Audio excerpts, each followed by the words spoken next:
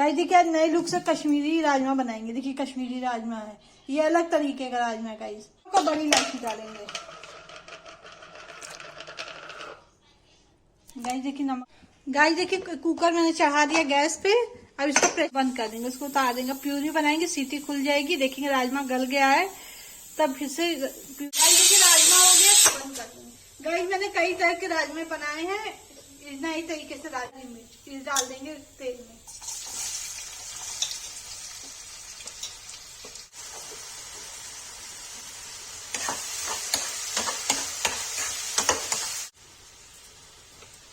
Guys को चला देंगे अच्छे से।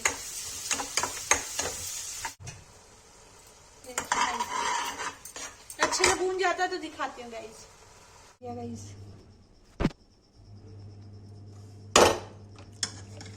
ये देखिए। गाइस देखिए राजमा में सीटी आ रही है, सीटी आ जाती है तो फिर खोल के आपको दिखाते हैं बना कैसा गाइस।